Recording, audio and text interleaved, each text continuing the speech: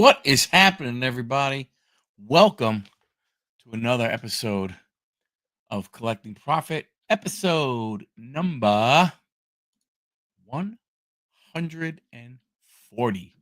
That's right, 140 weeks. Hello, John. How are you, sir? Hope all is well. 140 weeks we have been coming to you live. No excuses. I get to say the B word. Hello, Sean. How are you? Again, hope all is well with everybody. Um, you're gonna talk a whole bunch of stuff. I don't know if I know John Firestarter. John wanted to go ahead and talk about some wrestling. So if he shows up and he wants to jump on, we'll do that. Let's talk some baseball to start off. No, teams doing well, a couple big winning streaks. Some teams have, not what's say winning streaks, but oh, Lockin, how are you?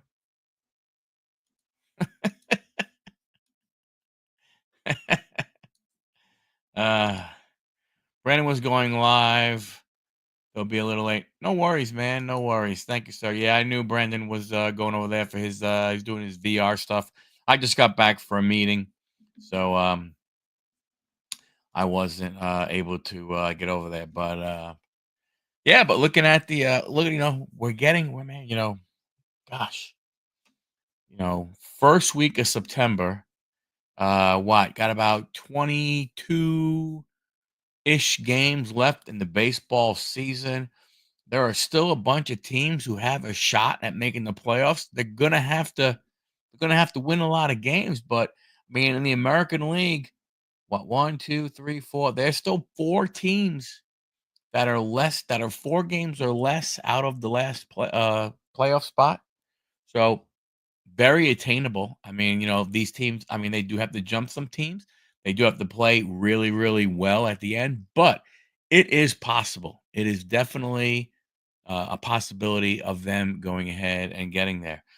In the National League, I mean, they're putting a little, the 3 wild card teams, are putting a little space between themselves.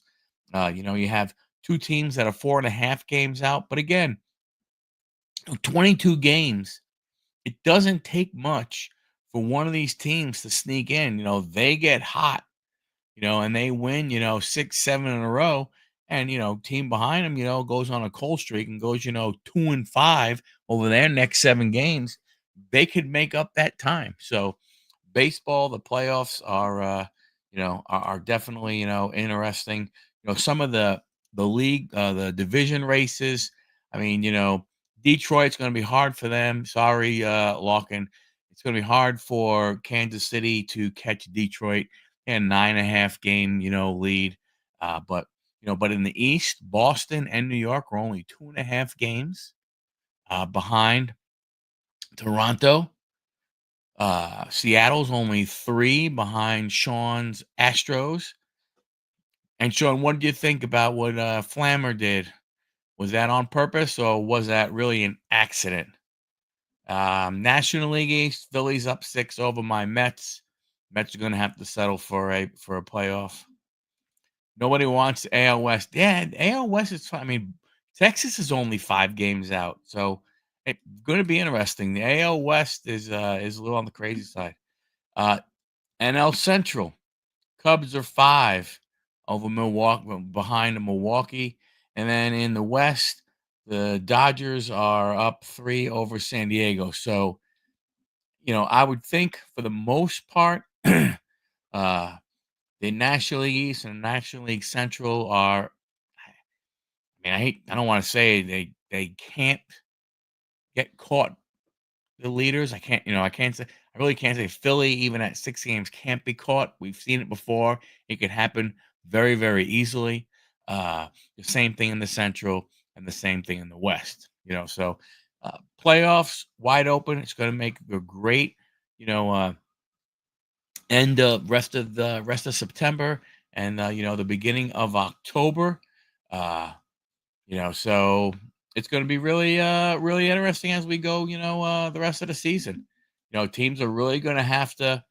I mean, this is what baseball wanted, right? Baseball wanted this. They wanted teams. Now they're not getting what they really wanted. They would much rather have a lot more teams, but they do have a decent amount of teams that are in the playoffs. Some teams have schedules that are easier than others. It's going to be interesting to see, what happens from these, league leaders. Man, Pirates are beating the Dodgers again. Toronto came back and is beating Cincinnati, so that's a good thing. Detroit, man, my Mets lost to Detroit. I know we have Lockett in hand, Kansas City. Kansas City's up 2-0, top of the sixth. Wouldn't be surprised if Lockett is watching that game. Milwaukee beating Philadelphia. That's a good thing for us. So we'll see what happens. What else we have going on? Oh, wait. The NFL season is upon us. I tell you, that was quick. That was that was a quick off season. Very, very quick off season. If you like some NFL stuff, you can go ahead and check out myself and Anthony. Pittsburgh. We go ahead and we do a show called Dialed In. Talk about football. We talk about it's an NFL. It's a football product. Dialed In NFL podcast. There, we go over news. We're going to pick the games, but we're doing something. We're doing stuff with Chat GPT versus us in trying to pick football teams and see who can go ahead and pick a better team. Can Chat GPT pick a better team than Anthony and I? And John Cole's been coming on with us every single week, so he might be a staple there. We will see what goes on there. But NFL season is upon us. Going to be interesting. I think what's pretty cool, at least Friday night. So tomorrow night, Philadelphia against Dallas. Dallas, they made that trade, and I've watched a couple of interviews with Crazy Man Jerry Jones, and I'll email it to you right now. And excuse me, and I gotta say, I'm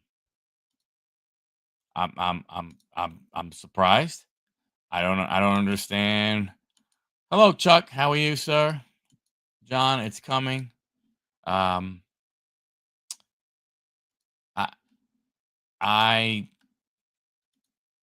like I said, I don't know what Jerry was thinking. I mean, I don't know what else to say. That's the crazy part. Jerry's saying that the team will be better without Micah Parsons. And it's a numbers thing. That because they don't have Micah Parsons, they'll be able to spend that money better.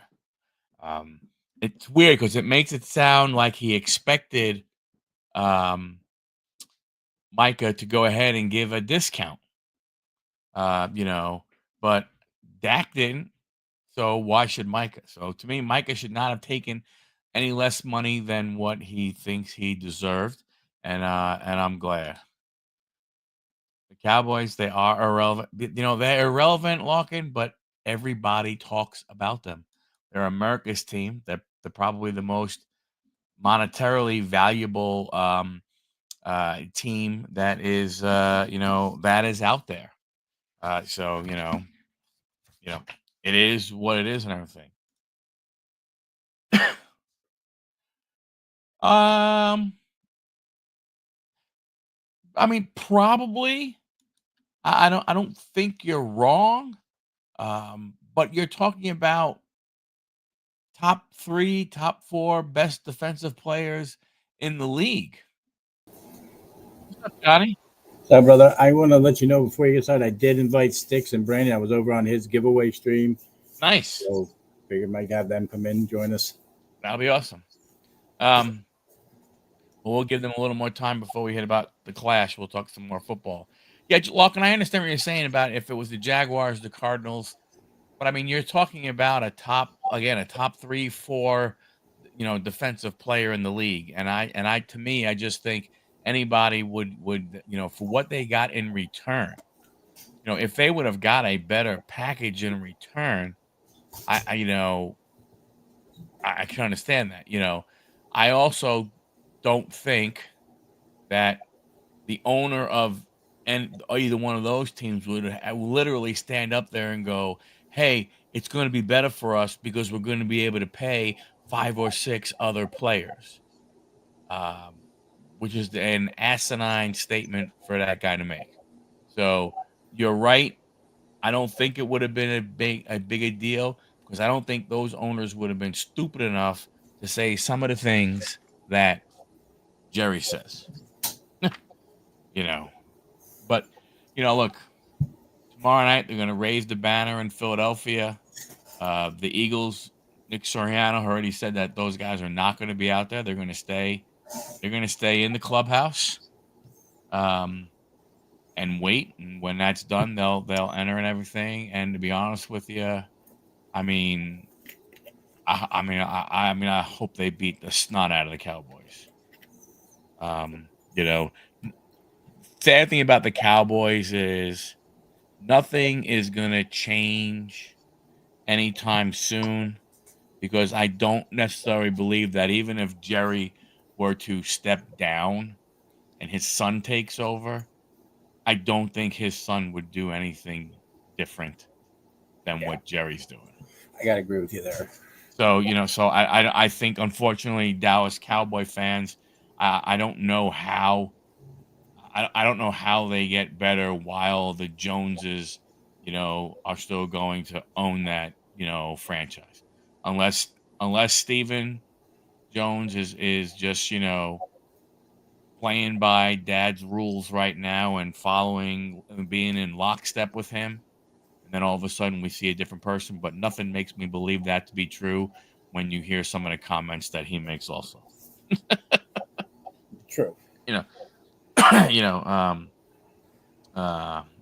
my opinion. There you go. We got some CFL. Toronto Argonauts or Argonaut. Well, yeah, Argonauts. CFL, I have watched some of their stuff. But not a lot. Let's face it, from that standpoint. If Dom was here, he'd be making fun of American football, the way he has to call it. Because he thinks American football is rugby, but it's not. Yeah. Locke and I will say one thing. That's right, Doug Flutie. That's right. Yeah. I will say one thing, Locke, what do you think about Friday? If you're still here, Locke, what do you think about Friday's game? I'm assuming, you're a Royals fan. I believe you're a Chiefs fan, unless I am wrong. You got your Chiefs Chargers. What do you think about that game? And to be honest, I think that has the potential. The thing that's going to be interesting about that game is rookie left tackle starting for Kansas City. The kid is really good. Yeah, I agree. I'm telling let's talk about that. I really don't like these. I'm sorry, I may be the minority of it, but these out of the U.S. games, I'm just not a fan of them. Me either. I don't like them. Exactly. No telling what the field is going to be like. The park is not. That place is not going to have the same standards as the NFL would have. And I can't. And even if they announced it was going to be there, I can't believe that. So I agree. But I'm not a big fan. We didn't talk about it last night at all, John. But what are you? I'm not a big fan of it. I'm not either. When they started doing it, going over to England, so I was like, why?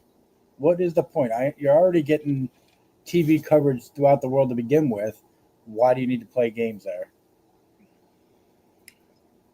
Just keep them here at home. If you don't want to play them in either one of those stadiums, find a different stadium. Just play it in there, different state or something. I don't know. Agreed. Yeah, definitely locking it. And I don't know, you don't know if it did cost, you don't know what it cost Green Bay overall, you know. But yeah, you know what? Like, why not play a game at Boise State's field and give those fans in that part of the country. Yes, I know they have Seattle, right? But give those part of the people, to see an NFL team live. Places that You know, normally wouldn't see it here in the States, like a live game, go to those places. Let them have a chance at it. yeah, Brazil people could care less. They're busy into soccer. yeah, Or yeah, sorry, right. football. The college ones make no sense. Like, why is Kansas State going and against Iowa State going into Ireland? Why does Ireland deserve a college football game? Yeah. They're the fun. I mean, I don't know. I don't get it. I mean, like, I can understand you have Notre Dame go to Ireland. Okay, maybe. You kind of have a little relativity there, but Yeah, not much. play in Toronto.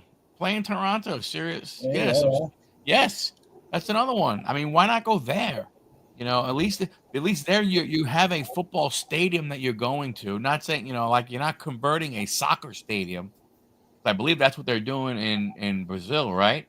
Probably. But that can't be a football stadium. They don't have football in Brazil. Yeah. Well, they do. It's called soccer, though. Yeah, yeah. But I don't know. I don't like it. Um, I mean, especially, like I'm curious if you're a season ticket. So if you're a season ticket holder for the Los Angeles Chargers, are you credited a game? I think you should be. Right, right. You should be, but are you? I really wonder. Every team that has to go, that is the home team. They're not getting any of that stadium revenue. Are Yeah. they getting? Are they? They're not getting any of that revenue, and the fans are not going ahead and being able to go to that game. So the 60,000 season ticket holders or something, do they go ahead and you know do they go ahead and get a credit? What's up, Dom? But yeah, that My brother. you don't see the kind of support that you would think, but that's what happens when teams share a stadium. I mean, Jets and Giants might be a little different, um, but yeah, a lot of the same thing. Hello, Dom. Yeah, yeah, Chargers has got to be tough. It's like, but hey, for whatever reason, San Diego wasn't working out for them. They went up the road a few miles, and they playing in a. I mean, it looks like a great looking stadium. Obviously, I've never been there. Um, I don't know, what else, I mean, whatever. They couldn't go to San Diego. What are they going to do? I mean, at least for the fans in San Diego, they only moved up north, a little bit, right? They didn't move to, New Mexico. Couldn't You they know what I'm play in saying? Oakland's old stadium? I wouldn't think they would, because that's one of the reasons why the Raiders left, because it was a hunk of crap. They played in, didn't Good. they all play in? They played, I think, in the Oakland Coliseum where the A's play. And we know the A's are leaving because that stadium's, I mean, Yeah. it's not like, I mean, well, I don't know. I I was guess, just thinking of other places that in the states we could use, but yeah. Again, I don't know why, I like your idea of the college stadium. Go to one of them. well, especially you go to some of these college stadiums and, crying out loud, they're freaking humongous. Like I went, I happened to be working. Yeah, I had to work uh, in Boise, Idaho. I had to go to the Home Depot there, and I was working there, and I was able to go to the college and go look at the football stadium. And I will tell you right now, that blue turf that you see on TV, It's a lot bluer in person. I mean, it's like when you come around the corner and you look at, you're like, holy crap, that's blue. You know, I mean, what you see on your TV, I mean, it's it's definitely tampered down a little bit. But the stadium is massive. That'd be a great place to again, rather than going over to Brazil, hey, we're gonna go to Boise, Idaho. We're gonna go to New Mexico. Yeah. There's plenty of places that they could go to, where, inside of the US, or even like John says, go to Toronto, go to Vancouver, go to Calgary, go to some of these other ones. Go play a game up in Alaska. Yeah. I like it. Go to Hawaii. There you go. Go play a game. I mean, you played the Pro Bowl there for so long. Why don't you go ahead and let those people see a real football game? Yeah. Rather than the fake Pro Bowl crap.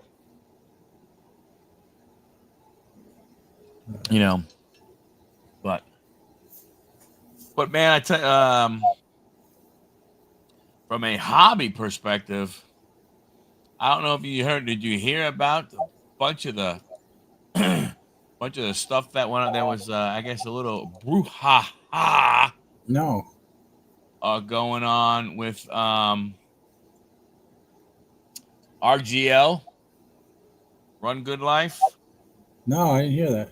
And Pac-Man. So I guess who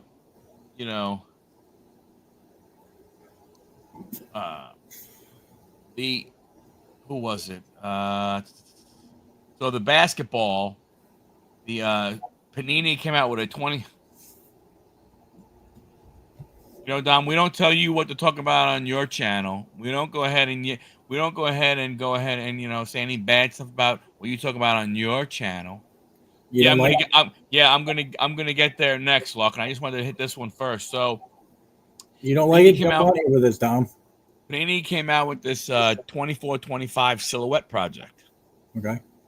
Product basketball, and the big time influencers, and he called out Pac-Man, went out calling out Pac-Man.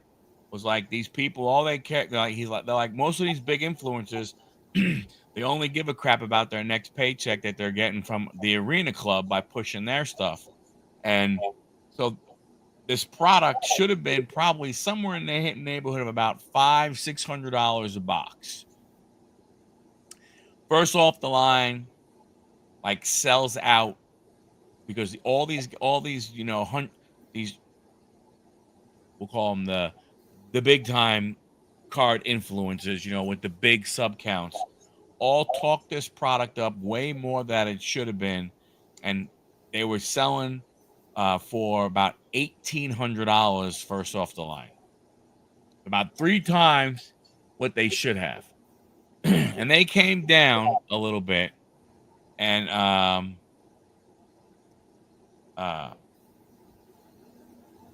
problem you have is there's 8 hits. It's 8 autographs or memorabilia. Now, they said the one good thing is Panini, because they know they're losing their shit, they are going ahead and they're actually putting in game used stuff. So they're using up a lot of their game used patches. But they're little, single, it's like, one cut. It's like, it's like a little napkin. See, like a little red patch, a little blue patch, a little white patch, like nothing too crazy. Right. So he ripped these guys, and he's like, thanks a lot, guys. Because the hobby went for like about 1,000. Wow. So he paid like 900. No, I'm sorry. He paid I think it was $1,000 for his box. And he did the math. He priced out all the cards. He got 2 autographs and he got 6 memorabilia. 2 of the memorabilia I think like guys who were out of the league. And then he got one thing. He got a double patch from Steph Curry, which was probably like the best card of the box. price of like a $50 card. He went through every single card. It's like, and you only get 16 cards. 16 cards, You say you paid 1,000. FOTL, but and wait, 16 cards and FOTL went for 1,800. Oh, he did. But did he, which He box did he he get? bought he was able to get one for, I think he just bought a hobby box for 1,100. And his ROI was probably like $200. He got, I think when he made up numbers. He's like, okay, a Derrick Rose one color game used patch. All right, $20. He goes, I'm going to be generous. The Steph Curry, $50. But he basically went ahead and was like, I got like 200. It's just like, it wound up being, I don't know, being generous. It was a little over 200. I think 200, maybe $250. He's like, it was horrible. So he blasted them. And then, as Larkin said, step in the box. He basically came out and said, Tops, Fanatics, take your product and shove it up your asses. I'm done. Hey, Kenneth, how are you, sir? Oh, really? Wow. He's like, I haven't opened up anything. He goes, on the channel forever. He goes, I'm sick and tired of this crap. It's ridiculous. He goes, I wanted to buy the logo. What is it? Logo Fractor? Factors, yeah. Yeah. He goes, I wanted to buy. It's like, it's $120 for a freaking box. He goes, it's ridiculous. He goes, I have a box of Sapphire. He said, I got it because I guess he got some kind of a break, or you got the right to buy because he's part of the Montgomery Club. Yeah. Hey, What's up, Anthony. Anthony? And he goes, I'm not opening it. He goes, I'm going to sell it. And he goes, the crazy thing is he's like, somebody out there is good. He said, yeah, I'm watching the sales right now on eBay. He goes, somebody's probably going to pay me $700 for this box, and there's no way they should spend. There's no way they should. He goes, but I'm probably going to sell it. So he went ahead and I mean, he Well, ripped I looked them. at the logo fractors. I'm like, well, 119, but you only get 2 packs of those logo fractors. If the whole box was all that, I could see maybe $100 price tag on it with a guaranteed auto in the box. Yep. But not for 120 for 2 packs. No, so I mean, it was crazy and everything. Like, I would love to get the I really wanted to look at getting the Chrome WWE Cactus Jack. Oh. But those hobby boxes are up to like anywhere between probably $400 and $450. And I mean, I don't know. I don't know what is gonna I don't know what is going to have to happen, for prices of the hobby to go ahead and come down. But even RGL was like, yeah, he goes, if you like, and the silhouette cards, they look really good, but he came right out and said, he goes, if you like this product, that's awesome. Buy singles. He said, if you buy a hobby box, he goes, please go ahead, and basically said, understand you ain't getting close. Like he's like, it's just not gonna go ahead and happen. Yeah. He said the checklist is deep. Yeah, they're putting in, 8 hits. He said, I would be surprised. He said the overwhelming majority is probably going to be 2 autographs and 6 patches. Because there's no way you're going to get one of them that's going to have, 6 autos and 2 patches. He goes, that's just not going to happen. It's not going to be that way. He said, so the reason why they did it was, they're trying to get rid of their stock of all their, game worn, jerseys that they're not probably, I guess, they figure they're not going to have any value once the, once the logos go away. I mean, I would think if they have that much stuff that they would still produce unless they're not even allowed to use the players. Yeah. I don't know. I don't know what it's going to be and everything. So we'll see. But I would have loved to have the Cactus Jack, but You know, Not real prices. I have to look at RGL's. I know he has one. He did a review on it. I mean, it doesn't make a difference what he says. Even if he says, "Oh my gosh, go ahead and get one. It's worth it." With my luck, I'd be the one that I get, $27 worth of, stuff. Like I'll get like the freaking, like if you're guaranteed two autographs, like I would get, two of the The people that $5 ones. got friggin' let go already. You know, Because most of like them are going to be the crap players that you're going to get. You have to find that basic out of 10 or out of 5 or out of 101 to make any kind of money out of that. yeah. And your odds are so slim. It's like that with their stuff.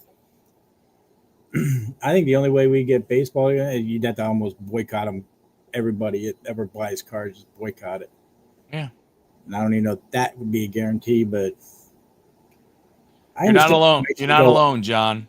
You're not alone. It is really becoming it's really becoming sad the way it is. And I don't know how you go ahead and change it. I mean, I don't know, because you're not gonna get people to not buy. Yeah. I mean, For and if you try to say, well, they're not, you try to take it to somewhere like the SEC takes care of that or something like that, that you can't have monopolies, but they don't, because you still have Leaf, you still have Upper Deck.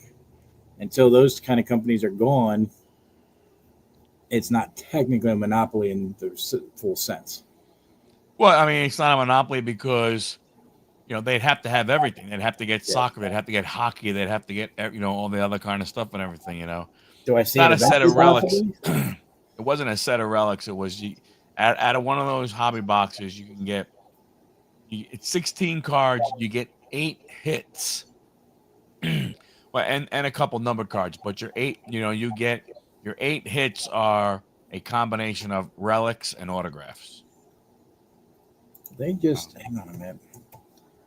Which one was it? I got it. My LCS had a new Dunross. Hazel Goes West hobby box is super affordable. Just saying, you're right, and there's a reason why they're affordable.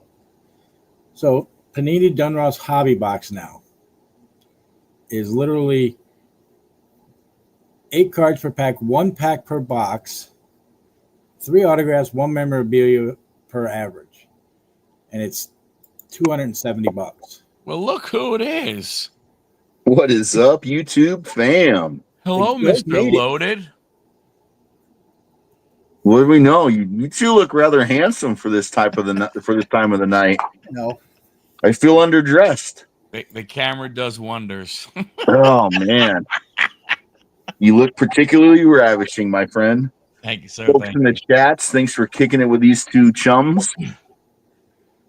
Yeah, we were just talking about just the crazy pricing of hobby stuff, and how some people are starting to go ahead and basically give the middle finger, saying no more. Step in the Box came out, did his video a couple of days ago. He basically said he's done until something changes. Nice. Well, we can have a movement like that. It'll go well. Yeah, I mean, I think yeah. Again, like we were just saying, it's like yeah, it's going to take I think the problem you have where it's going to be difficult is that if these influencers starting to see other people starting to step out, it actually winds up in a way helping them, because now, they're the ones that are going to be getting, they're going to be buying the product. Yep. Yeah. Have a double-edged sword if they don't stick with it. Right. And I mean, the truth of the matter is, when it boils down to it, I mean, it's really the way breaking has took off and is still crazy, which I don't understand why it still is. I don't see how people go ahead and still see it as a viable. And I'm not talking about like the breaks that we do, right? I'm not talking about the breaks that we run. I'm talking about the Mojo breaks, the backyard guys, all those types of of guys and stuff. When you look at what it is, like one of the things they said, like with this silhouette that Panini just came out with recently, they're doing player breaks, and they're doing however many they're doing. Um, they're selling players for like 30-35 bucks a pop. You figure with the size of the checklist, they're making like 3,800 bucks on a box. It's unbelievable. And they're That paying, is 1,000 bucks unbelievable. per box. They're making almost 3 times their money.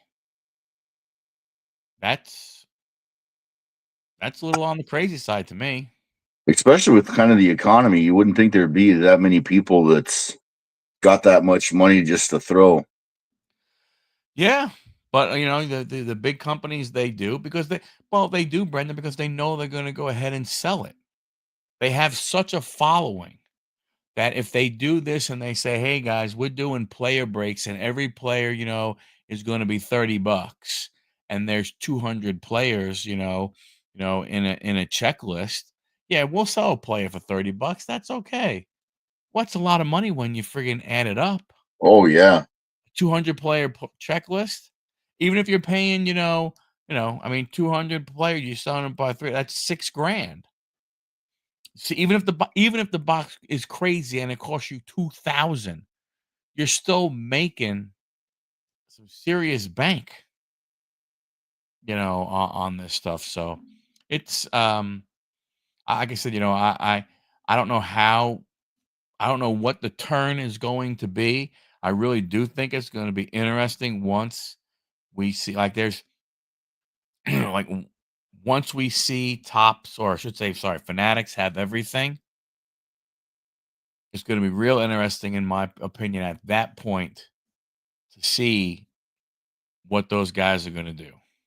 What are the influences, going to, what are they going to say? What are they going to do? How are they going to look at this? Because, um, like I bought some Tops just to open it because, I got to be the idiot who buys the crap that nobody else will, and put it on the channel to see it, but I opened up a box of NBA Topps Chrome.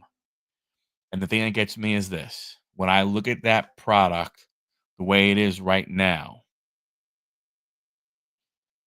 what the only thing I can see Topps of changing is just throwing the damn logos on it. Like for instance, the box I got, I pulled a Steph Curry. You know how they would have, where it'd be New York, Chicago, Miami. They didn't put Golden State, they put San Francisco. No way. Yeah, they put San Oh, Francisco. Jesus. They couldn't even put Golden State. They had to put San Francisco. That There's just no takes one. away. I, yeah, I mean, I gotta hope so, but I don't know, Lockett. It's just crazy to me. That's true. They are not producing as much as I thought they were going to produce, but let's see what happened. In my opinion, they could have just been testing the waters with some different stuff to see what might sell, because they're not going to be able to go ahead and just produce, uh regular football and then chrome football. They're going to have something else to go along with it. Wouldn't you think, Brendan? Brandon? Yeah, I would think so. Yeah. Like, you know what I'm saying? Like, they can't just do those two things. Yep. When you look at what Panini did, where they had Prism, they had Mosaic, they had Hoops, they had Score, they have Silhouette, they had Crown Royal. I mean, they had so many other, sets that were out there. And Yep. and For not sure. and not every set had the full league, from that standpoint. Yeah, the Halloween ones, they are about the cheapest ones you can go ahead and get. 9 months now, and I still only wait. One extra W release. It was short printed. Yeah. Yeah. I don't know. I don't know what they're gonna do. Studio was beautiful. I love Studio. Oh yeah. I love Gallery. I love Fire. I mean, those were always good. Did you And guys that's the see? dude, Fire on its conception, it got better and better and better every year. Yeah. Like every year I enjoyed it even more, and I'm just like, and then they just cut it out. Yeah. That, like I said, like Fire and Gallery were probably my two favorite ones. Those are probably my two favorite sets that they came out with. I have not seen any Cactus Jack ripped yet. I do know that RGL has a video out there, like a review. So I'm gonna go out there and watch it. He did a hobby box. Yeah, I was gonna say I saw a thumbnail on it a couple of days ago, but I'm so far behind in keeping up with the people that support me's content that I didn't want to click on somebody I didn't know's content, but I really kind of wanted to check it out to see what it was all about. Yeah, but I think Lockin, he made a point. Like when you looked at some of the other product that they have, whether it be the WWE Chrome or the other Panini products that they had out there, you saw a little more in ring and stuff like that. That is the one thing I have noticed. I've seen some thumbnails, Lockin, where basically, the wrestlers are basically standing, and the background is the same on most of them. Low hit rate Dang. does not surprise me at all. Yeah. True. The mascots were cool. So what they did this year is they didn't do opening day, but they did this other one called Celebration. And and in Celebration, they had um the mascots, you know. I didn't like all the confetti. No. I you know, I mean I give them credit for trying to come up with some designs. Um but I think it's going to be interesting as they move forward. I mean, you think about the things that you really, you know, the things that you might not see anymore. I mean, you think about from a Panini perspective, National Treasures, Immaculate, some of those ones, were really, cool cards with the logos, with everything the way it was supposed to be and everything. That's why I say, like, you know, if you look at what Topps has released so far from a football and a basketball product, like, I don't know how much more they can add. They came out what the Resurgence was one, right? No. Yeah. Resurgence is a product. It's a it's cool. They got some nice color in there and stuff like that, but it's not like, oh my gosh, again, if the hit rates are low, does it really matter what the cards look like? Yeah. You know what I mean? Like if you're gonna open up a box and you're not gonna get, if you're gonna, whatever sport it is, right? It doesn't make a difference. Doesn't make a difference whether it's your hockey team, whether it's your football team, whether it's your baseball team, right? That doesn't make a difference. If if the hit rate is low, what is your incentive to go ahead and go buy it?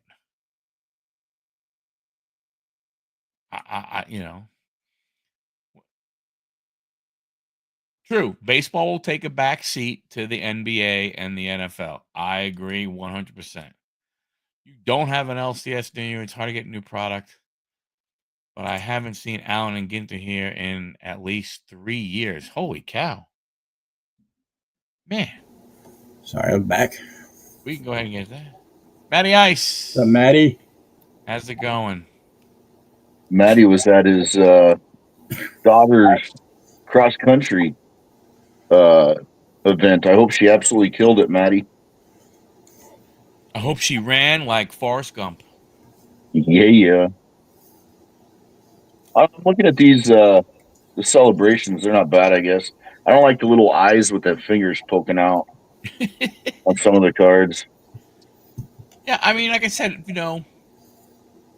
it was a good um it was a good, move because to me it's kind of like they took opening day, some of the stuff from opening day, they took some of the stuff from Big League and put it together into Celebration. Through And that try to, All yeah, star product, that was smoking. I loved how it had all that stuff inlaid in the background where it said All Star Game. Yeah, man, I tell you, I was bummed that I couldn't find any of that. Now I didn't go to my LCSs because I could only imagine how much they wanted for it. If they, they may still have it. I don't know. One of these days I'll I'll, go down there and I'll ask. But I'll slip your baseball team your way. I've got a stack from 4 mega boxes from John. well, thank you, sir. I'll send you all of them. What I got. All right, way to go, 15th overall. That's awesome. Let's go, little ice. Ice chips. there you go. So I don't know. We'll see. Again, like we were saying, I don't know what it will take for the hobby to turn back to a hobby more than big business. The only thing, it's funny. I guess in a strange way, um, we we kind of have to hope that the prices go down to make people go ahead and and get out of it and bring it back, to normal. I guess You know,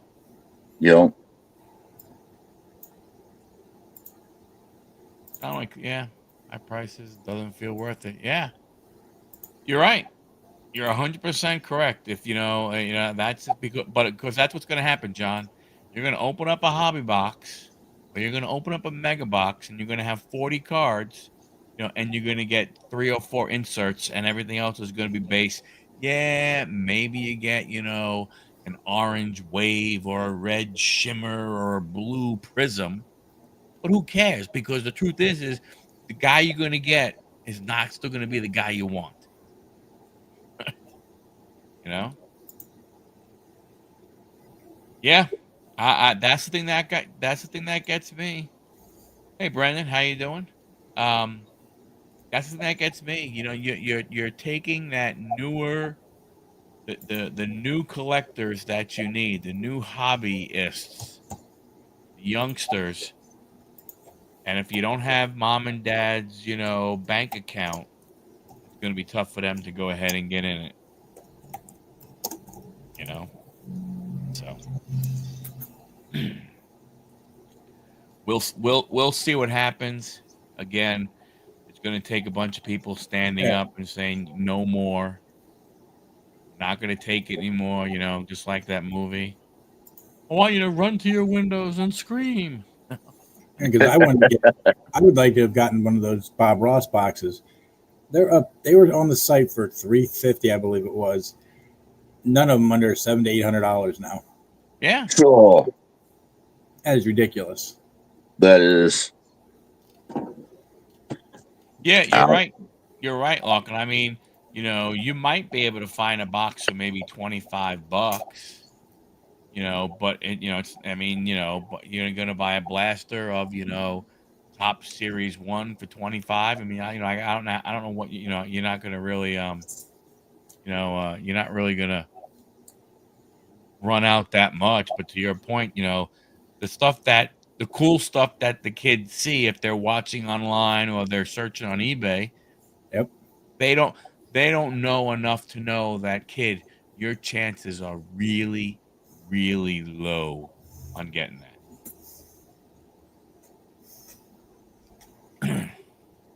Yep. And I can't believe that the other thing that gets me is yeah, it's a mad, mad world.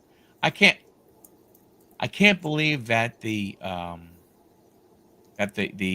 demand is out there as much, because I don't know about you guys, but I mean, I go to my, the Walmart by me that has the bigger section of cards. There's 3 Walmarts near me. 2 of them are only dabble in cards. One has a whole bunch.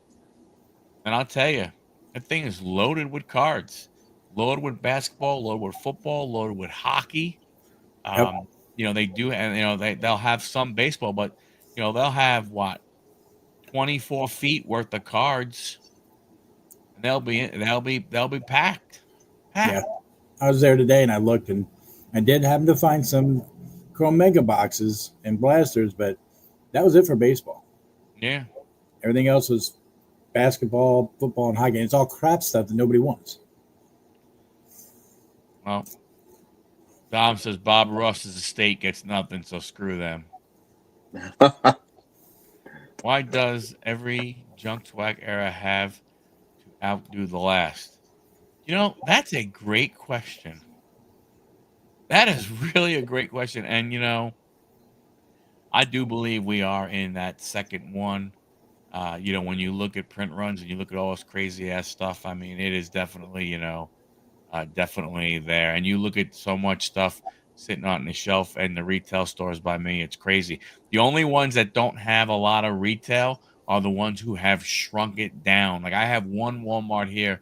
I think they've given them, you know, maybe 4 feet for Wow. cards. That's what ours is. You know. What up, Sticks? Sticks G. I did send him a Empty all the link. time. Yeah, Yeah. There's so he's a bit many. under the weather. There's so Okay. many. There's so many cards of the same player. It's crazy. And You of know, the same damn pose too. Yeah. I drive my $2 million Infinity car to those high class Walmarts to get cards. Yes, and it doesn't pay me back because I still get shit in the boxes.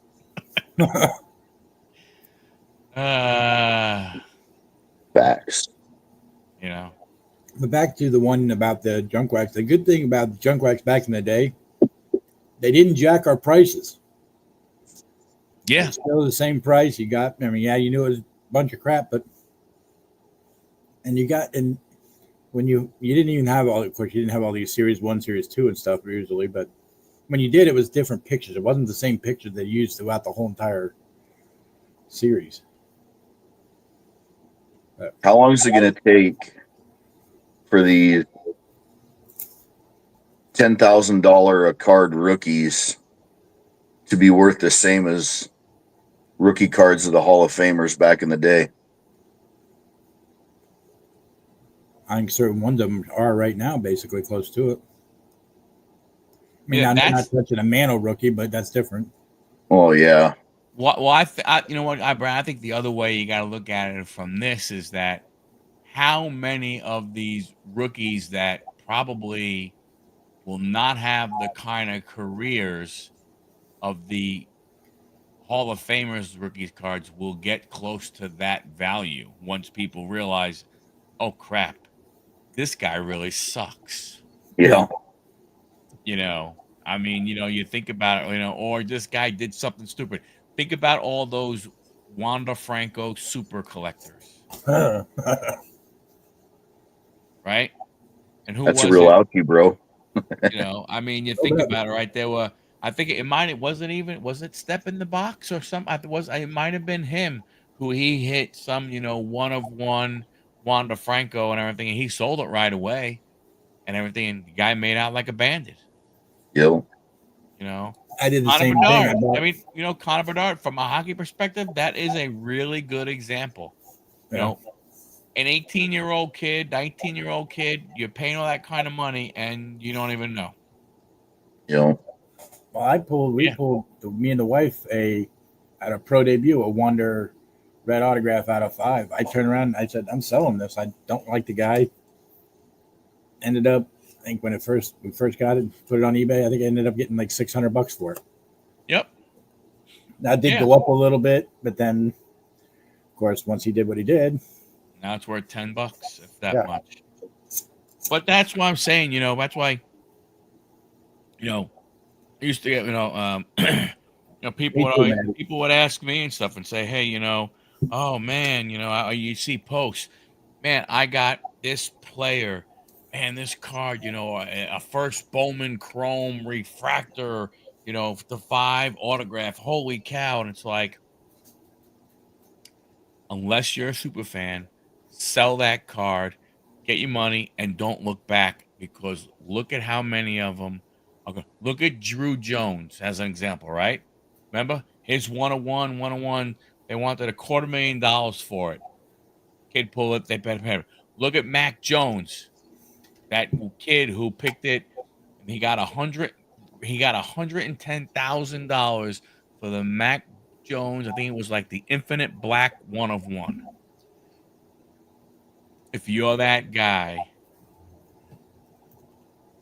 I mean, you got to kind of look at that. You got to kind of put that card on a pedestal, shine a light on it and everything, and just think, man, Because it's not going to hit the $100,000 mark again. man, did I F up really, really bad? So I think now Mac Jones is the backup in like San Francisco now. I think so. And look at So- Drew Jones. Where's he at?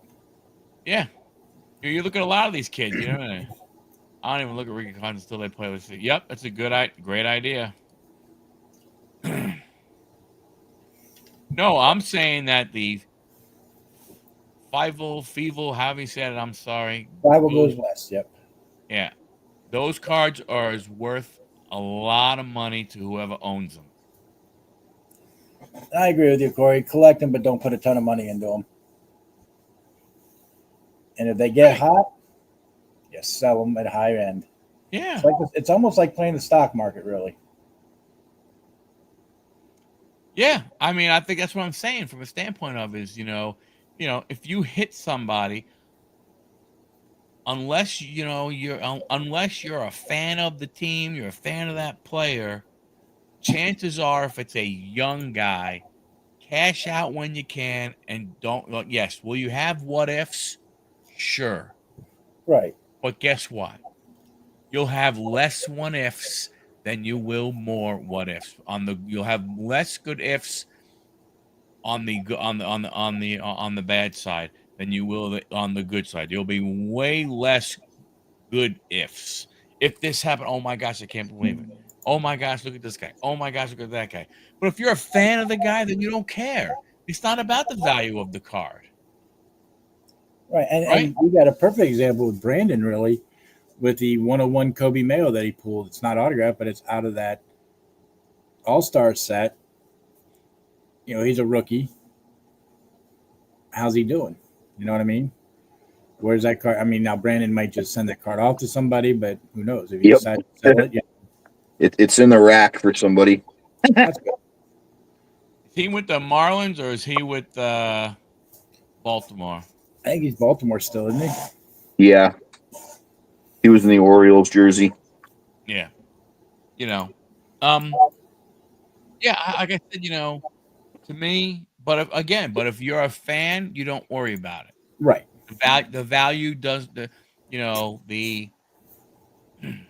now, again, being a super fan and having a lot of money, very different. But if you're a fan, like we are, and you pull a card and you're like, oh my gosh, I pulled I don't know, $1,000 card.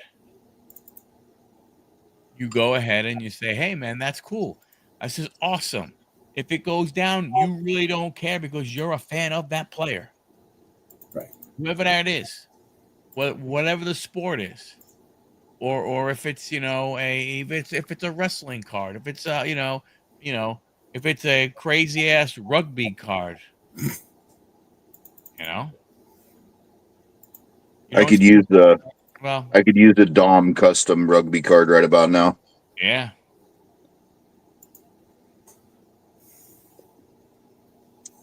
Yes, exactly. It's awesome, man, and you collect like crazy and everything. I mean, you collect who you like. My son Mike, he still collects a lot of a lot of Michael Chavis cards. He still goes out there. He still looks for the one of ones. He still looks for the super low numbers. The kid's playing over in Japan right now. He don't care because that's the player that he likes. Does he spend a lot of money? No. He buys them at what he's willing to go ahead and spend. And if he sees one he likes and it's $30, he buys it. And he may buy a crap ton that are $2, but that's what he likes. Yeah. It's your hobby your way,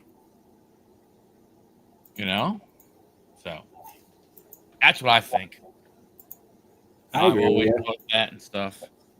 I mean, it's your hobby. Do what you like. Licensed card, unlicensed card, doesn't matter. Exactly. That's awesome. Everyone finding Hans Krause's, hell yeah. Yeah, I actually have a few. Every time if I find one, I was looking through a bunch of my boxes and everything. I think I found like 3 of them. Just waiting until I find a few more that I'm gonna stick them in an envelope. They're gonna make their way to Pennsylvania, and I'm sure our friend will be happy about it. Oh yeah. So, Mr. Top Loaded, did you watch Clash in Paris? No, You did not. Why not? exactly. It was like an A+ show. It was an A Yeah. plus. It was an A+ show on a serious bell curve, Oh, geez. like a serious bell curve. Yeah, I mean, I tell you, overall, I give it a C, maybe a C+. Really? That bad? At best, yes. It not necessarily. I mean, it just was. Every single match was 100% predictable. Yeah. Like there was no wondering, ooh, is Bronson Reed gonna beat Roman Reigns at a pay-per-view? No. No. No. Not even close. Is Becky Lynch such a buildup? Is Becky Lynch gonna drop the belt to Nikki Bella? No. I Be mean, nice if you would. it would have been nice if she would have, but but I didn't even realize that was the tag match between, the Street Profits against the Wyatts. But again, they got to do something with the freaking Wyatts, and I mean that match was sloppy as all hell. Yeah. I mean, there was one part of it where I guess Montez Ford was supposed to go ahead and be in a spot, and he missed his spot, because Gacy was picking up Loomis and dropping him on him, and you see Gacy pick him up, and I'm like, what the hell is he doing? And then all of a sudden you see Montez Ford slide in on his back right to where he was supposed to be. Yeah. Yeah, there's a couple I think that I just need to get rid of the Wyatts. I'm sorry. It's nowhere near what it was with Bray. So just drop the whole Wyatt crap and go with something else. Well, what are you doing with him? Yeah, that was Bella. She was just bad. I mean, you could just see like there were things that were happening, even in the Cena Logan Paul match. You could see all of a sudden there was one time where like where Logan was supposed to land on his feet, but he missed and fell on his ass, and Cena was like hunched over, waiting because the spot was for Logan to land on his feet and then jump right onto Cena right away. Yeah, the Becky low blow was stupid. Yeah, I didn't. But it was a way to get Becky into the whole Vision thing. I think is what's going to happen there. Yeah. The Rusev and Sheamus match.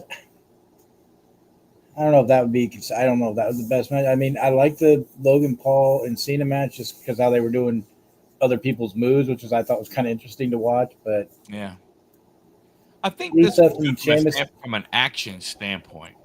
yeah, I mean, the white noise onto the tables, off of the barrels, you know, that I mean that was good, you know, and stuff like that.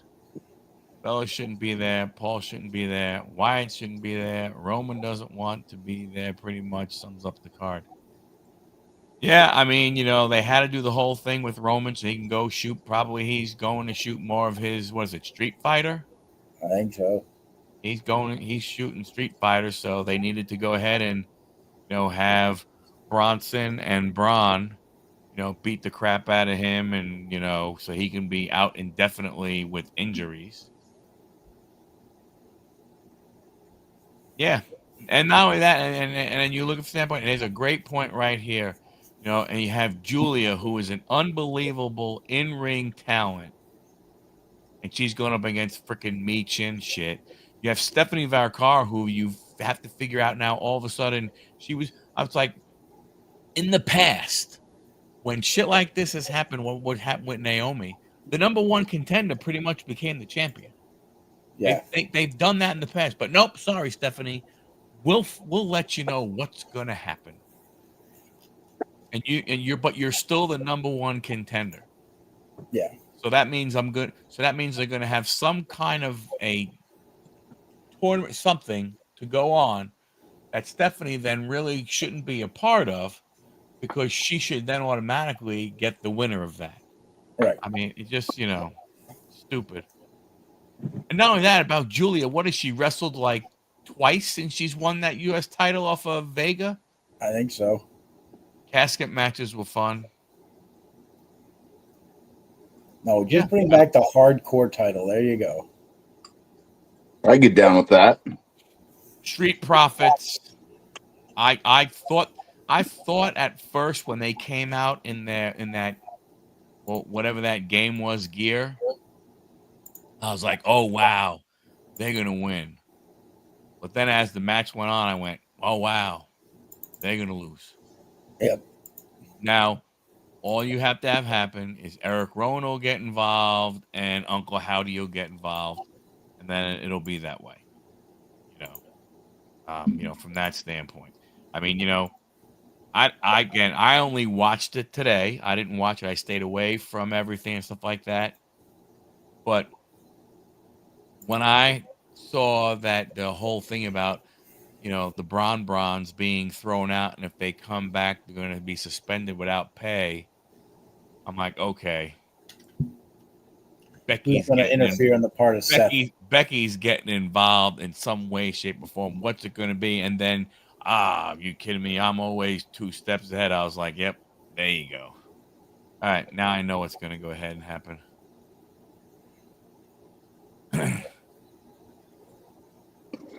Yeah. Yeah, Well, I mean, and then, you know, C6, unfortunately, you know, for us here in the States, now it's even harder for us to go ahead and watch a lot more stuff with all the different channels. I believe everything for you guys in Canada is on Netflix, right? I think they get the the PLEs on Netflix for you guys, Sticks.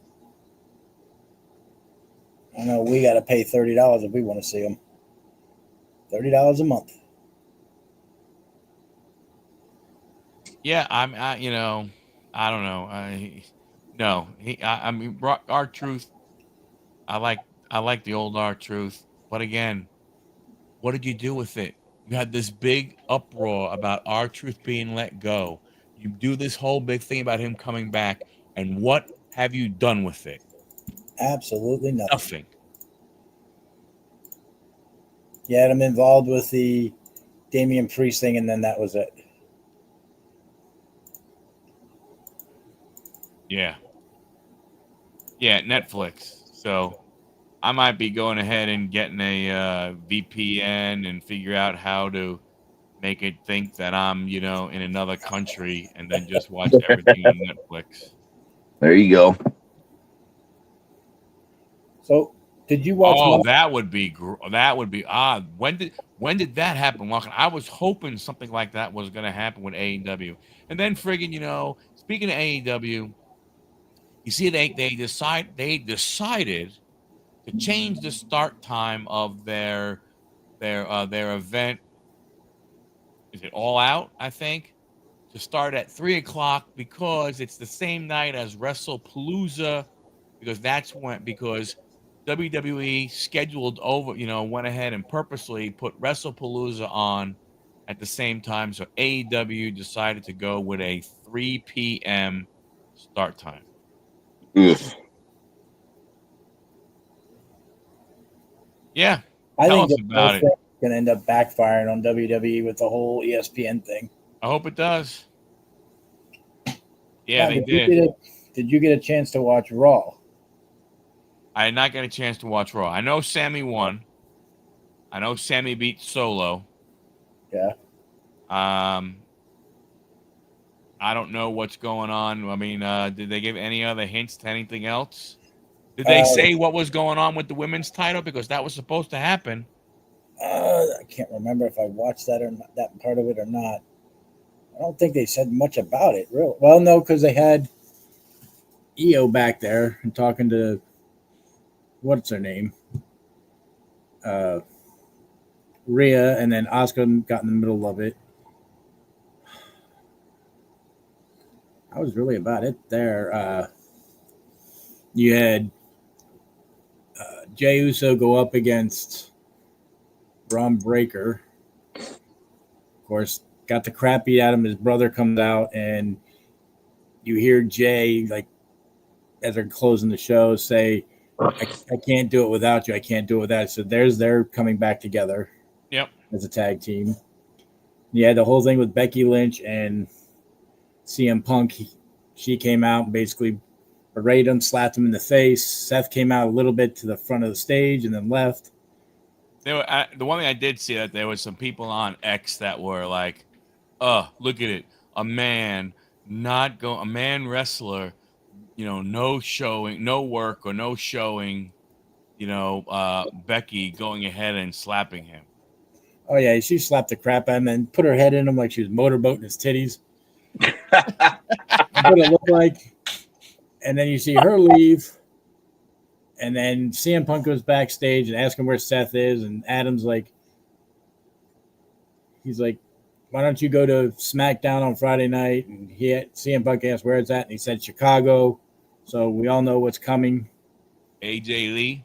Because if you look it up, he's been talking to him for the right time to come back to do something. Well, there's a post going on around X that somebody said and it looks like it's the real account, to whatever shop WWE or whatever the merchandising one they're asking about AJ Lee and everything, and basically the post basically came and said that, hey, yeah, don't worry, we're waiting. There's going to be a whole bunch of stuff when she comes back at WrestlePalooza. It's like, whoops. I bet you that wasn't supposed to be said in that message. Well, AJ Lee's coming back. Let's go. I think you're going to see her Friday night. Whether she does anything, she might get in the face of Becky or something like that, but that's probably going to be about it. So what, do we have a mixed tag at WrestlePalooza? That's what it sounded like. Becky's slaps looked brutal.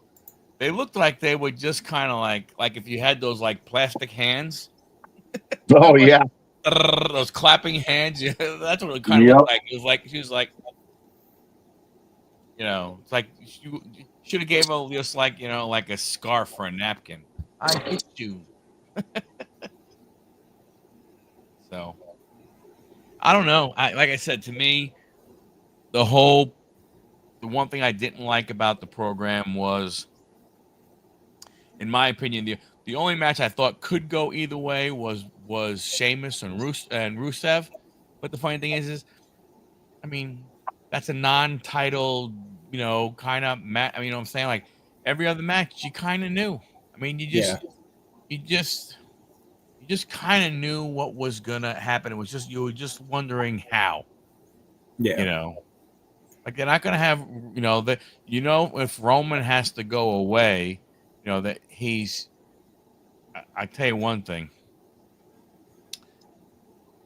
It's kind of hilarious that TKO wanted to go ahead and thought about we have to renegotiate his contract.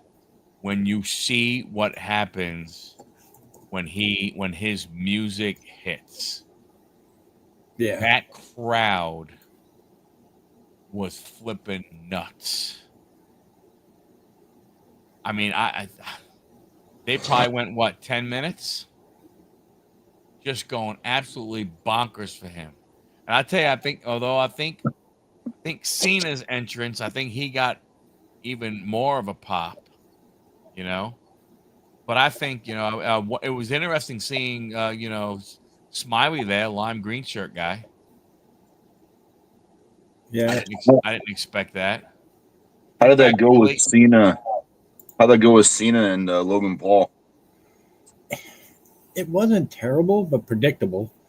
Like I said, basically watching them do like John Cena did AJ Styles clash on Paul, and they were like using a lot of other people's moves, each one of them, which made it interesting, but it was still you could see who was going to win. I would say John did a good job of directing that match the way he Yes. normally does. I mean, you every now and again, when the camera went on him, you could kind of see him starting to talk, and then quickly the camera went ahead and went away.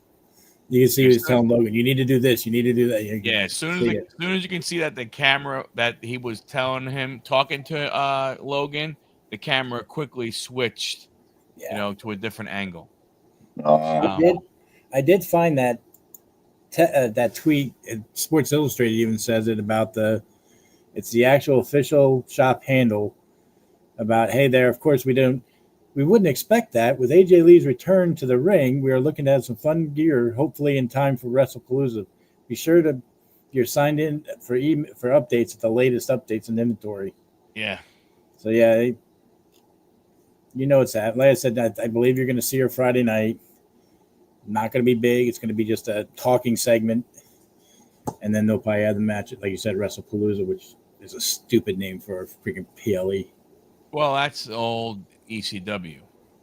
Whatever they got to do to get more cards of her printed. All I have is her rookie card.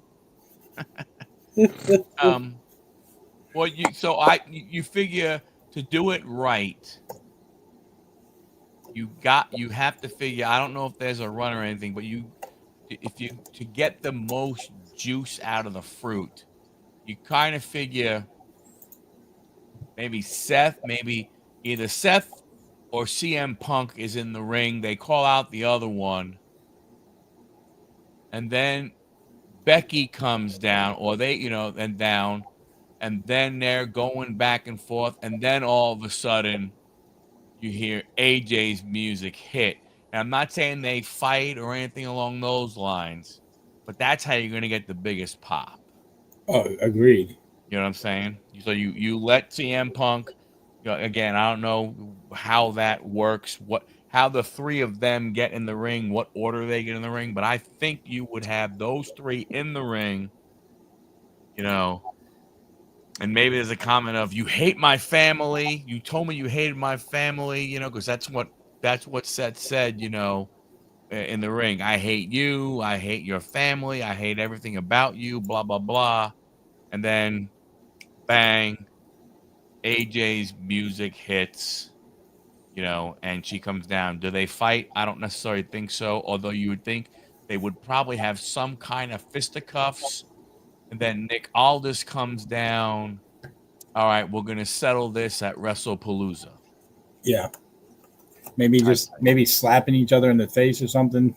Yeah. And pushing and shoving.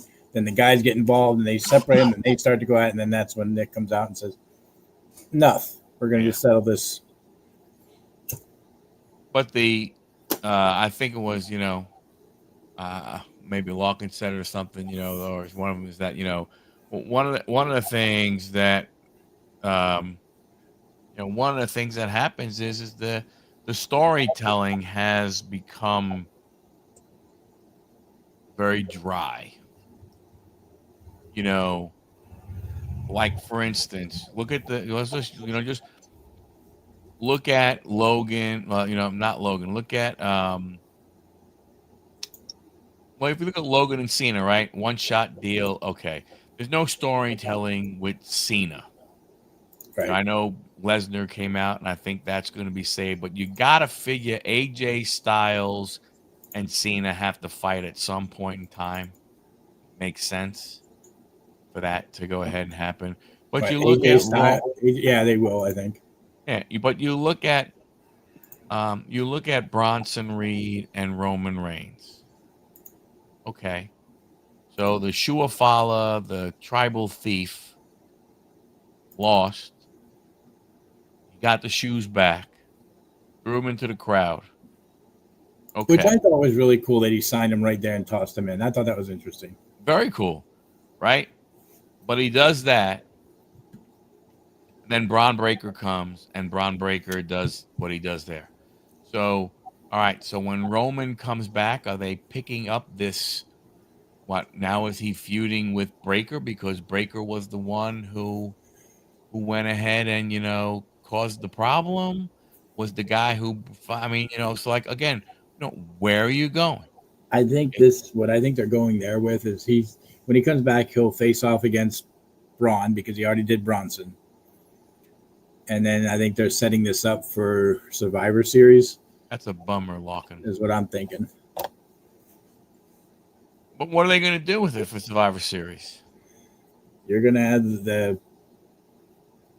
what do you call it? Division only has 3 guys.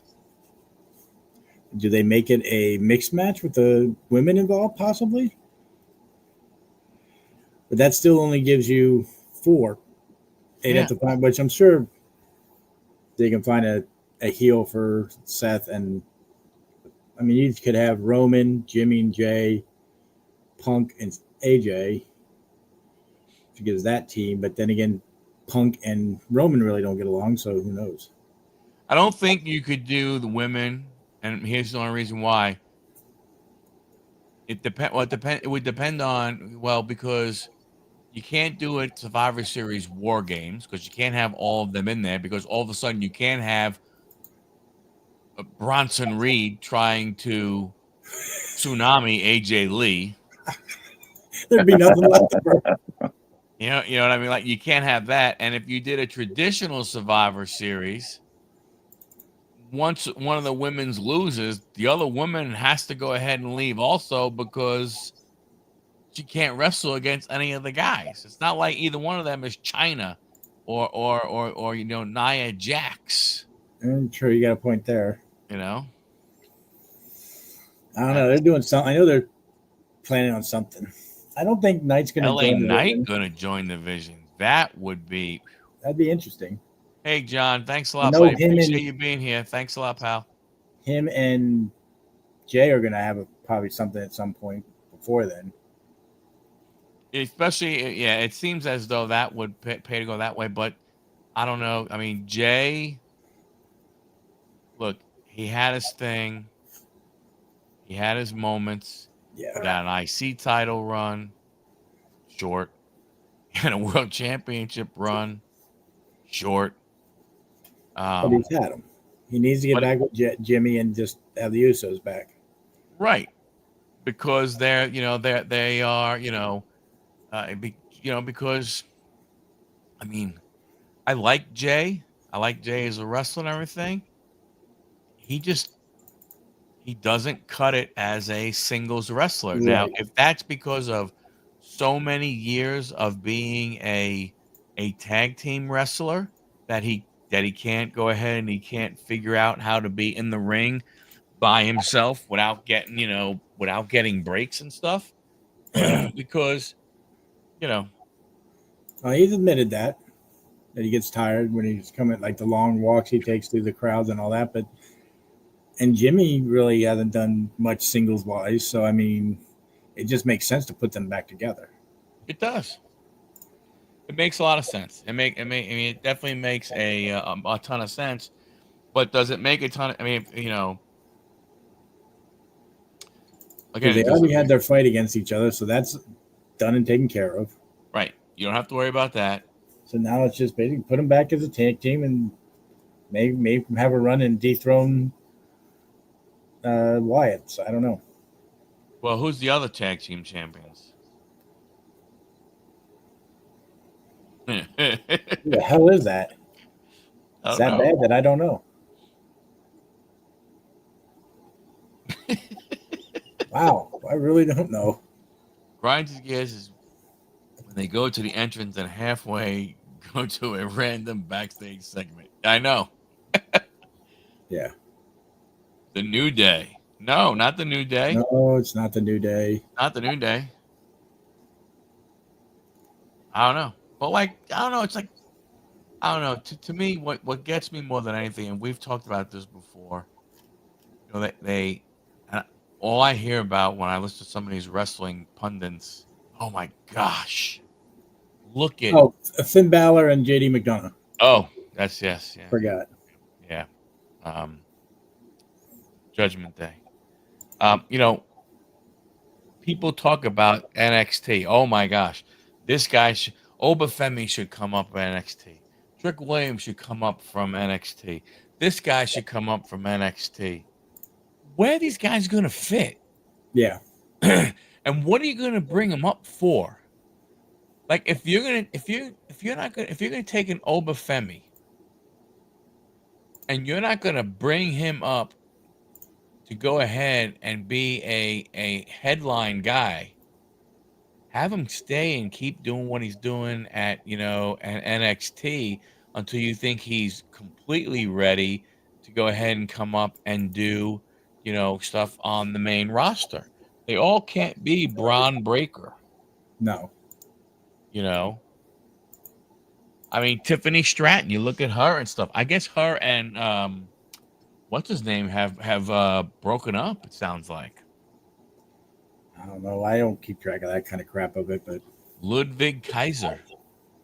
Oh, he's playing, what do you call it now?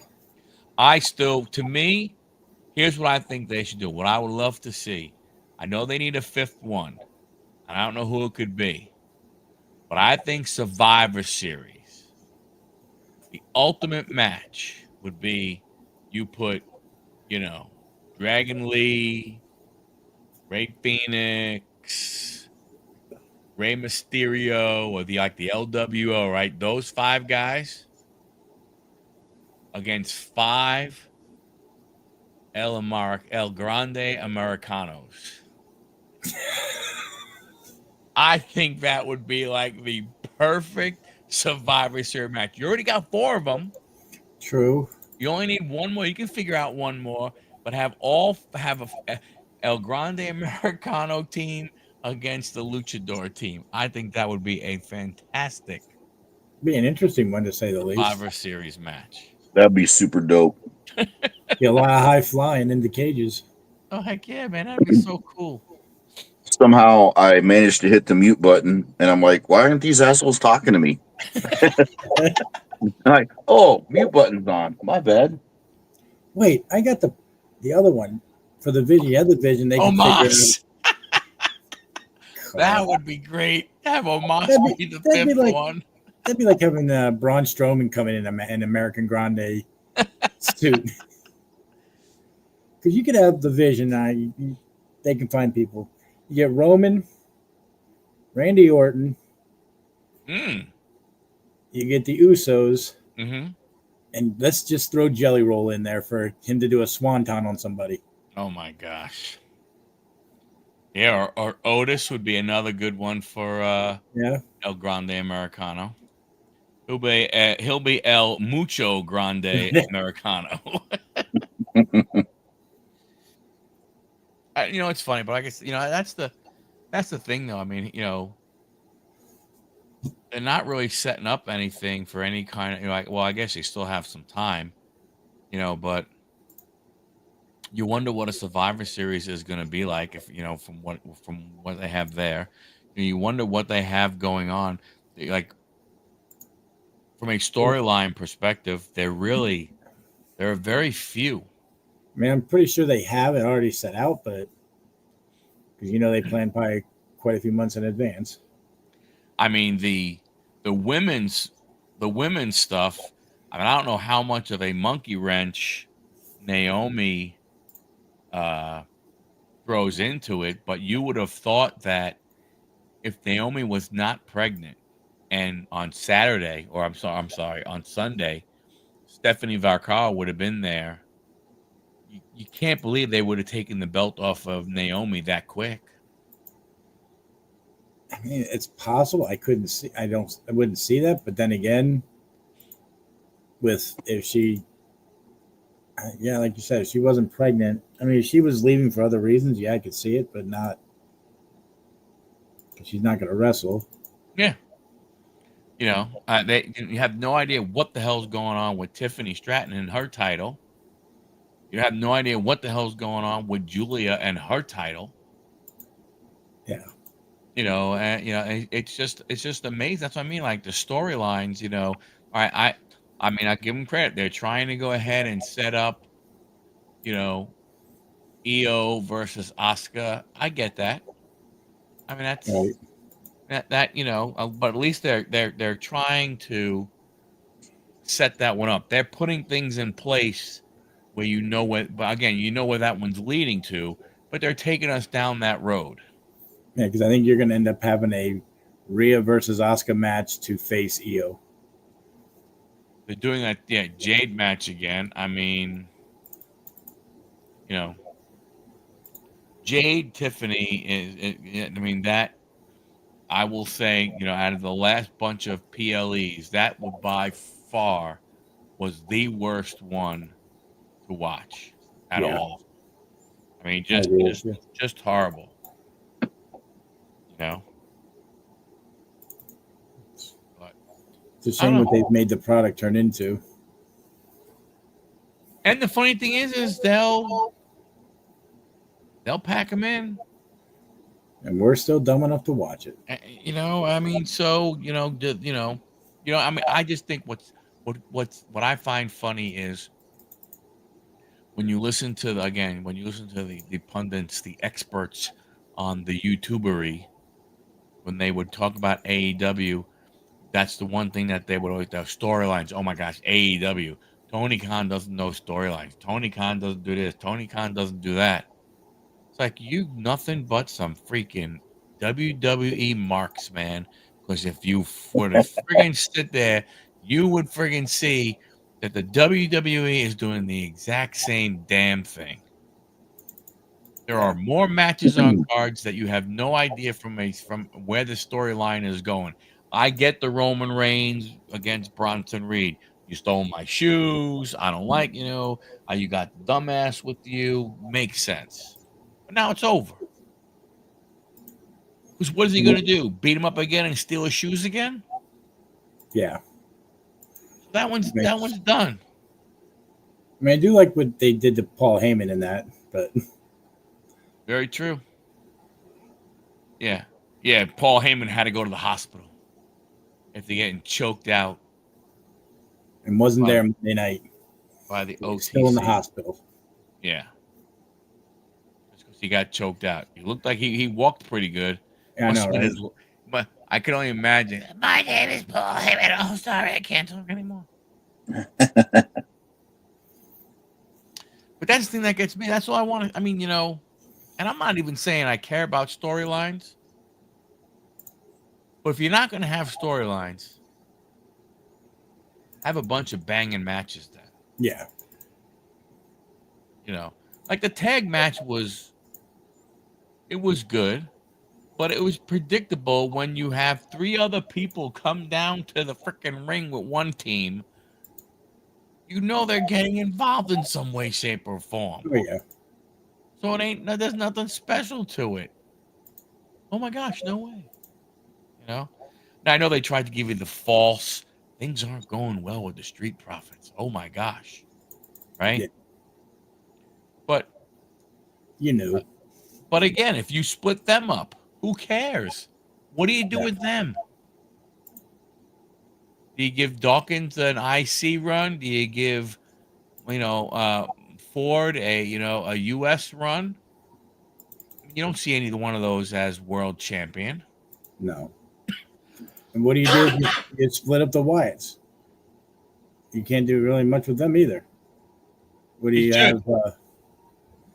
You have Bo Dallas go back to the Bo leave. Do you have Nikki go back to the fake superhero?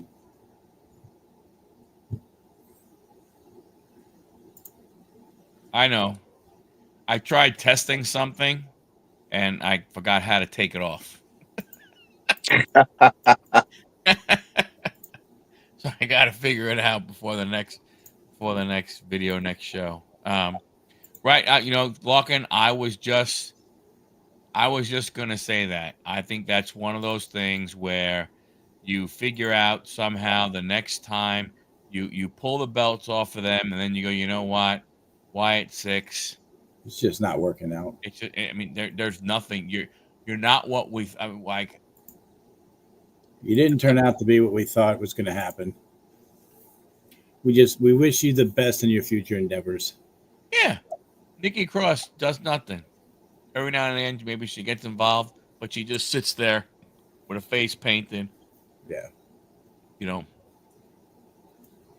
But I think, it's look, I think, you hate to say it, but if you had Bray, it's a different thing, in my opinion. Oh yeah. If Bray is still around, it's very different. Most definitely.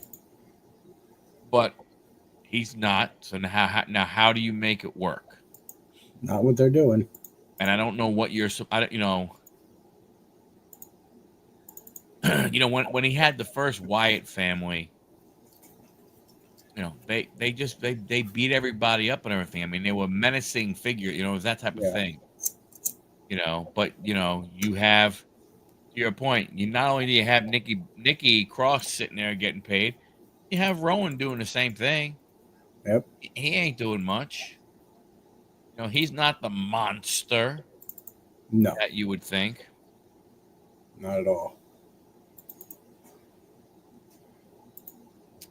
I just don't think TKO and all them don't even know what to do with all the talent that they have. They just have too much. And when you bring Randy back, what are you going to do with him? Does he turn heel? I can't see that happening right away. Exactly. You think about it. You don't have, I know it won't happen, but it would be interesting. Like at the next PLE, I wonder what it would be like if Cena wasn't there, Cody wasn't there, and Roman wasn't there. I mean, who do you have to draw at that point? Right. I mean, like he said, Drew is being wasted, but he's not really a super pull. Drew's another one. Like I look and I go, I mean, I know there's not a lot of choices for these guys. But what are you gonna do? If you're Drew McIntyre, and I think he just signed last year, like a 3-year deal. Right, so. But let's say his contract was close to being up and everything. Why would you want to come back?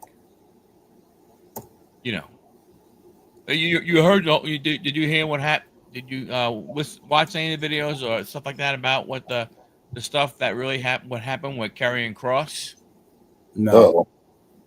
So when his contract, they get near the end and stuff, and he's trying to negotiate with them, and the first thing when he got the contract was just for him. It's like, well, what about Scarlett? Well, we don't know about her. So they didn't want to bring her back. Number two, when he tries to negotiate, He's they part of the contract, and part of their contract, includes merchandising sales. Right. So he said to them, they're like, "Hey, we want you to sign this contract," and he's like, "Okay, but can you please give me the merchandising details? I'd like to see what has been happening with my merchandise. Can you give me the report?" They said, "No, we can't. Uh, but you got 24 hours to go ahead and sign everything." And he said, "I cannot go ahead and make that decision without the merchandising part." When he went back with them at that, they pulled the offer. What's up, Big John? Hey, Big John, how you Uh, doing, buddy? I'm You, I, you're not wrong there. So that's what happened. You know, they wanted to get him on the cheap. But he knew his merchandise was starting to sell like crazy, so he asked for it, but they were like, "No, we can't give it to you," or either they can't give it to you, or they couldn't go ahead and they couldn't get the report. But whatever it was, he's like, "Hey, you want me to make a decision? I can't make that decision in 24 hours without that data." And they said, "Okay, thank you." Yanked it. Have a good day. Yeah, his merch was selling like crazy. But there was another guy who all of a sudden he gets over with the crowd. What happens? Nope, no, thank you. See ya. So I don't know. Somebody, and now there is a rumor potentially, and I hope it doesn't happen. Of of them maybe trying to look to maybe acquire TNA. That would suck even more. Yeah, 'cause yeah, they already have their hand in it to begin with. Right. You know, but that would suck even a whole bunch more. I mean, I wouldn't want to see that. You know, they're trying to figure out how to go ahead, and people were talking about, hey, why do you think WWE is doing what they're doing to the AEW? Of kind of, scheduling wrestling over them and so on and so forth. They're like, well, you think, that are they afraid, or do they want to put AEW out of business? And they're like, no, it's not about what they're doing. Really, is not about AEW. They know that AEW is not really going to go anywhere. Right.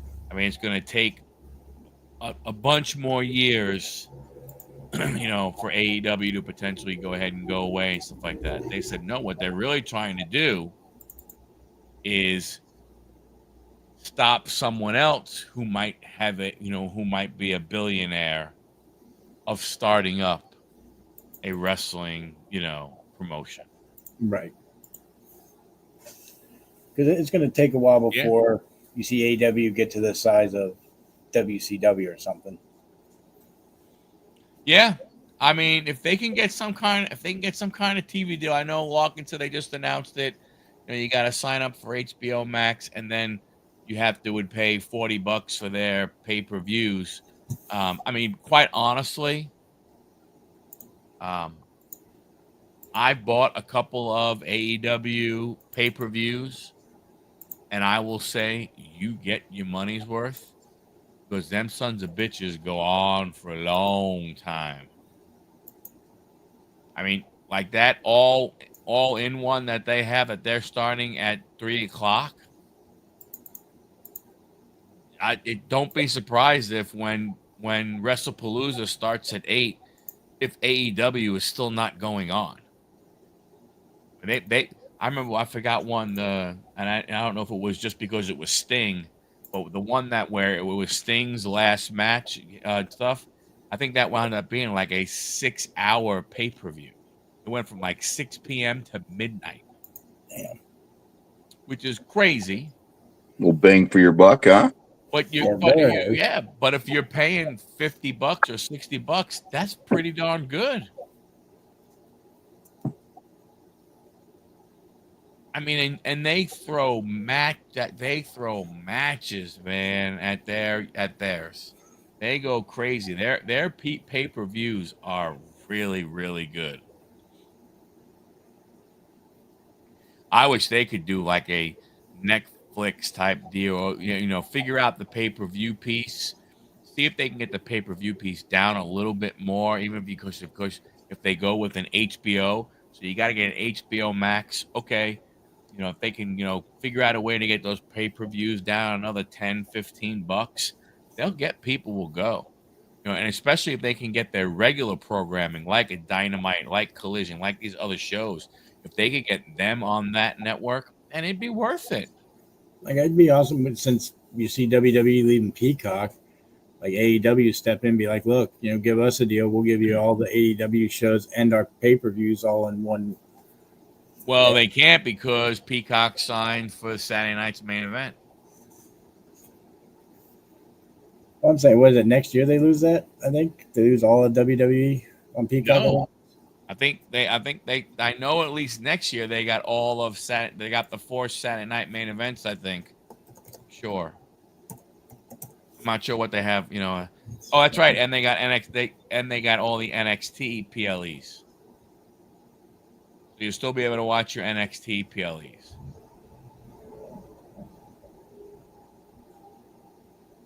Is that just for PLEs, or is that going to be for their regular program also? Are they leaving USA Network to go to Peacock? Well, looking at the deal that they got, it reached a new multi-year deal that will see the WWE airing 4 Saturday night main event programs annually on the platform. The result of Peacock will be the home of the newly announced SNME on November 1st, 2025 and December 13th. So I don't know if they're gonna. Oh, they are the same as USA. Okay. Yeah, because you can see Friday Night SmackDown reruns over there like a couple days later. Oh, okay. And they still have the library, so maybe a Peacock wouldn't work. Yeah, I mean, but there's other streaming forms they could go to, possibly even Amazon if they wanted to, or any one of those Tubi to get a deal. Oh, they could go ahead and, I mean, they should. Not what they should try and figure something out. It would behoove them to do that. I think it would help with their viewership, definitely. Excuse me? It would definitely help with their viewership. They'd gain more. Yeah, see, I would think the problem you have is, and I think what WWE is going to find out with ESPN is that a lot of people are not going to pay $30 unless they're also a sports fan and want to be able to watch whatever it is the ESPN app is going to offer that is, only content there. Yeah, it's going to be the sports people that, okay, I want all my NFL, NBA, MLB all in one place. Boom, I'll pay the $30. I don't care if wrestling's on there, whatever. I don't really give a crap, but that's still gonna. But I just think they're gonna lose some audience from WWE fans. How much? I don't know.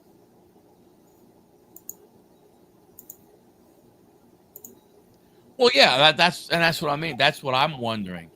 How many wrestling fans, the casual wrestling fan, the person who had maybe Xfinity or and got the basic Peacock thrown in, or the person who even just buys Peacock for whatever it is, $5 a month, $10 a month for Peacock, that they can watch a whole bunch of other stuff also. Their wife can watch stuff too and be happy with it. Like, I wonder how many of those, those people, I can understand. Peacock makes sense, right? Because it's the kind of everything network. You got your sports, you got your movies, your drama, your shows, so on and so forth.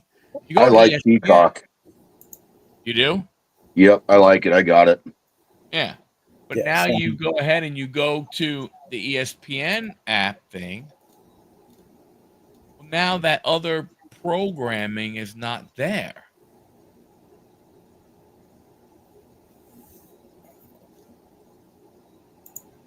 Yeah, it's going to be. I don't think you're going to see too many of the casual ones grabbing the $30 a month. I can see them possibly like, okay, well, I'll pay for WrestleMania, Royal Rumble, the big ones, and then the littler ones will just say whatever, catch the replay somewhere.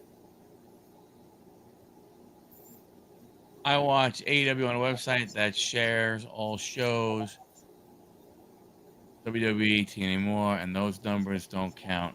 I'm sure most Canada does that too. I have a site I can go to too that does the same thing. I can see all the stuff, people that stream it and all that. Yeah. There's all kinds of sites.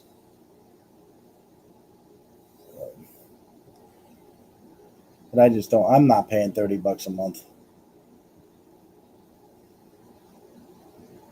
I already pay for Netflix. I pay for Peacock. And a couple other ones I'm just not. Kind of like NFL, though. NFL's all over the place now, too. You have Amazon. You have ESPN. Like you said, NFL Network. So many of them that you have to purchase to see your games. And then you're still not guaranteed because if it's in a blackout area, you're screwed. I think blackout is the biggest scam there is. Yep. Why?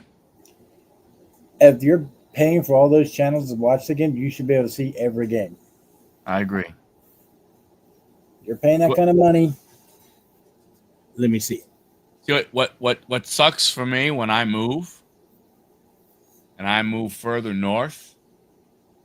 So the blackout area, I think now includes more teams.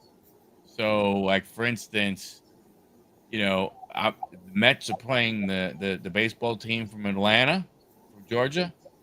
I can't get that on my MLB app. I think the same thing is going to happen if they play the Nationals or if they play Baltimore. Probably. That's like my game There are Sunday. games that I can't watch. The Giants game with the Redskins is blacked out in my area if I go look it up. So it's blacked out in your area. So I know I'll get somebody that'll stream it either on Facebook or somewhere else that I'll be able Not to. even on regular TV? Oh, because it won't be on regular TV. You'll get a different game. Yep. Apple TV is out of baseball this season, so there's some good news. Oh, thank goodness. I can't get the channel that TNA and ROH are on. TNA, I know, isn't TNA on like Access TV, I think? I don't watch either of those, so I don't know what Ring of Honor is on, but Ring of Honor, yeah, you would think, because Ring of Honor is an AEW product. AEW, Tony Khan, those guys, they bought Ring of Honor. yeah. But I don't know, man. I just, It's not. It's basically as bad as baseball cards. The price of stuff now. That's all I'm gonna say. yeah. Everything's going through the roof. I mean, sports fan, it makes it so much freaking hard. And then your problem you have is that, this is what winds up happening is you get more people that are going to try and, figure out ways to not have to pay. Right. I agree. I mean, there's no two ways around it. Yeah. Like it wouldn't surprise me, like I said, if the, from a wrestling fan perspective, it wouldn't surprise me if more wrestling fans look for VPNs. Yeah. Oh yeah. VPN that can disguise where you are. Or I could say I'm sitting in my basement in Toronto, or I'm in my basement in Perry Sound, Canada, and I could watch it on Netflix. I can watch everything I want just on Netflix. All I need is my Netflix account. Oh. Well, did you see Stephanie actually mentioned that? Oh yeah. In one of our shows, Stephanie McMahon, the show was sponsored by Surfshark VPN, I think. She's like, yeah, we're sponsored. This episode sponsored by Surfshark VPN. Go ahead and get that, and then you could just watch everything on Netflix. That's dope. It's Stephanie McMahon saying that on her podcast. No. That's hilarious. Like, man, oh man, I could just imagine, Ron or whatever his name, Emmanuel, whatever, the head of TKO's like, what the f is she saying? Anyway, fellas, I'm gonna have to bail here because I got to get up early. Yes, sir. Thanks a lot, fellas. We'll go ahead. Thank you for coming in, Brandon. Again, congratulations on your 500 subs. Yeah, man. Thanks, bro. Congratulations, Brandon. And we will do this all again next Wednesday. Well, next Tuesday and Wednesday. Tuesday and Wednesday, we'll be here. Have a good one. I don't know. She mentioned the one Surfshark, so check it out. I'm not sure how much it is per month, but what I tell you is when you think about not having to buy, if you love wrestling and you don't have to spend $30 on $30 on ESPN, and then money for the other things. And if you already have Netflix and using Netflix, check it out. That's the one. But I'm wondering I don't know if you can use your American Netflix account, though. You'd have to get a Netflix Canada, wouldn't you? How does that work out? Or if you click on your original American account, but you're on VPN saying that you're in Canada, will it then swap over? I believe so. I don't know. I know somebody on X who does something like this. So I'm gonna hit him up and see, and if I can find out, I'll let everybody know. Heck yeah. You got the Netflix account, buddy? Yeah. So yeah, if you had to buy Netflix Canada, that's fine. And if we then think about it, Brandon, if we get it at the Canadian rate for the dollar, we'll make it out even better. Oh, I know, right? They'd be pretty much paying less us. than the Canadians. They'd be paying us to watch Netflix. That's right. Hey, thanks a lot for hopping in, man. Appreciate it.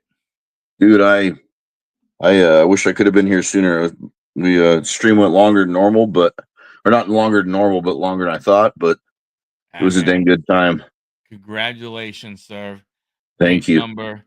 Now you go ahead and get that viewer hours up there, and you can get monetized. Heck yeah, it'd be nice to be able to put money back into the channel. Yep. $6 US. Hey. Hey. Can you buy like a 10-year subscription then for $20? Yeah. That'd be cool. All right, man. Thanks a lot. Have a great night, everybody. We will catch you next week. Way to go.